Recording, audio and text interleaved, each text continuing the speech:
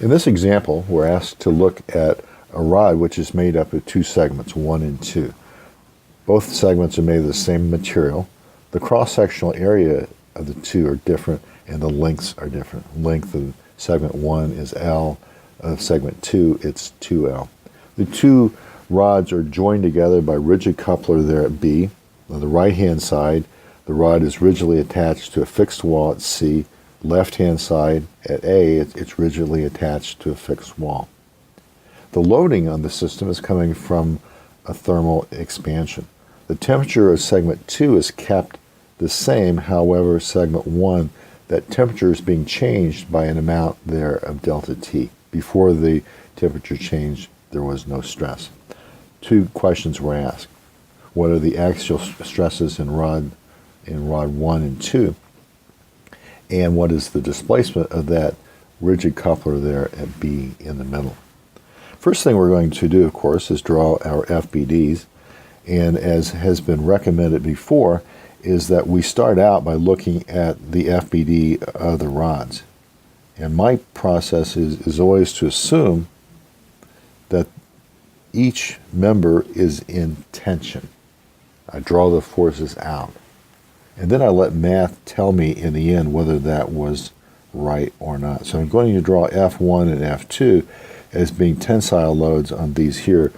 And again, not worrying whether they really are in tension or not. Math will help us out. Then from Newton's third law, then equal and opposite force of F1 to the left on B, a force of F2 to the right. From this, we're going to write down our equilibrium equations. And the equilibrium equation that I'm going to write down is for coupler B. If I sum forces in X, my coordinate axes here are X and Y like this. When I sum forces in X on the coupler B, I get minus F1 plus F2. For equilibrium, that is a 0. So what we know is, therefore, that F1 is exactly the same thing as F2, both in magnitude and sense. In other words, if they're both in compression, or if one is in compression, so is the other. If one's in tension, so is the other, with the same magnitude of force. But keep in mind, we're only able to get one equation, and we have two unknowns. So right from the word go, we know that we have an indeterminate rod here. Let's look at the elongation.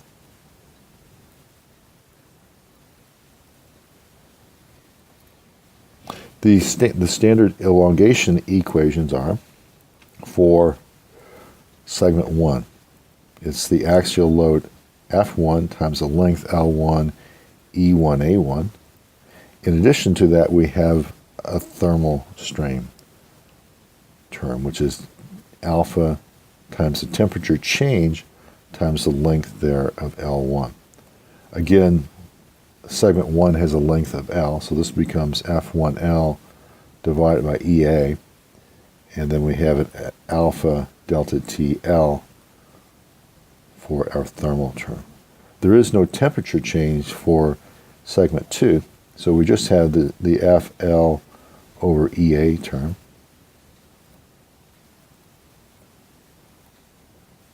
The length is 2L. The area is 2A. This therefore becomes simply F2 over L times L over EA. So that is our third equation. Let's write down our displacement equations. First, we'll write down the displacement of the coupler B. With the left end of that rod being fixed at A, the displacement at B is simply the elongation E1.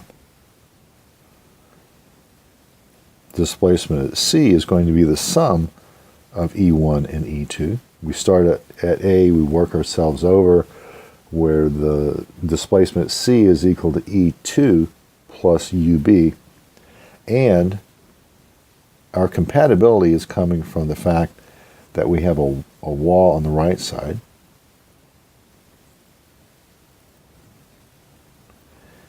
and that is misspelled, so let me try that again.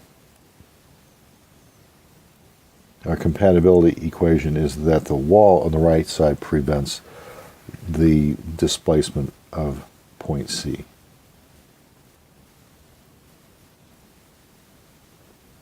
So therefore, our fourth equation here, therefore, is that the two elongations are the same in magnitude, but they are of opposite signs.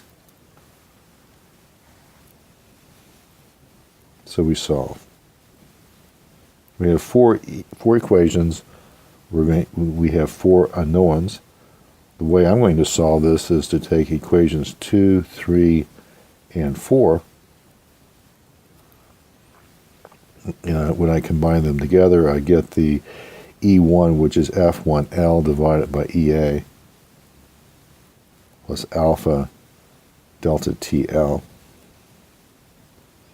And E2 was F2L over EA with a negative sign. That's coming from equation 4.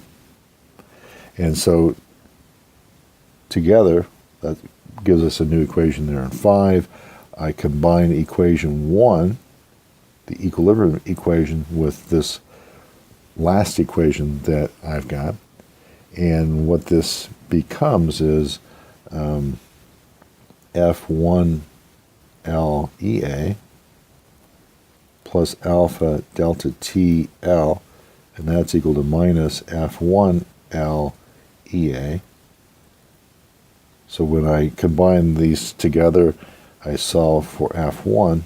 F1 becomes a minus 1/2 EA, thermal expansion coefficient alpha, the temperature change there of delta T, and from equilibrium we know that that's also equal to F2.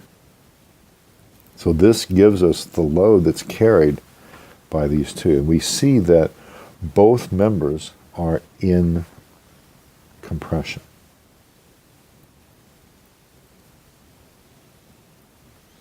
Not really a surprise, because as you heat up that segment 1, the rod's trying to expand, but it's trying to expand against two walls that are fixed.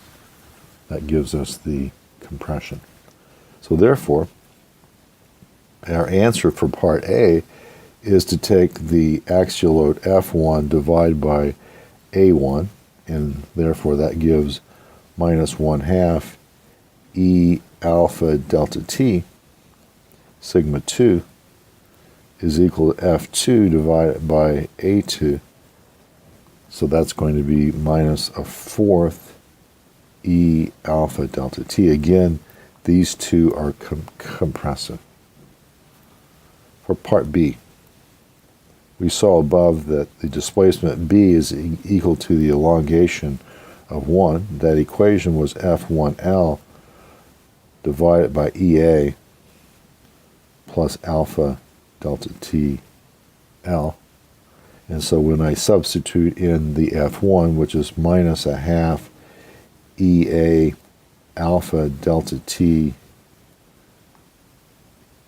times L divided by EA, add on the thermal term, EAs will cancel out, and we see that what we have left is a positive 1/2 alpha delta TL. And this plus sign simply means that B moves to the right. In other words, segment 1 has elongated. Okay, so what did we do? Well, we simply drew the free body diagrams of the rods, and that gave us that free body diagram for the coupler there in the middle. Equilibrium analysis said that both rods were putting the same force on the coupler. It turns out in the end we found it was in compression. That's not a surprise, but the two forces are the same. And then we said, from our elongation equations, from our compatibility equations, we got sufficient number of equations to solve this indeterminate problem. I think we had, in the end, 4 equations for 4 unknowns, and we took that through to get our answers. They had to be solved simultaneously because the problem is indeterminate.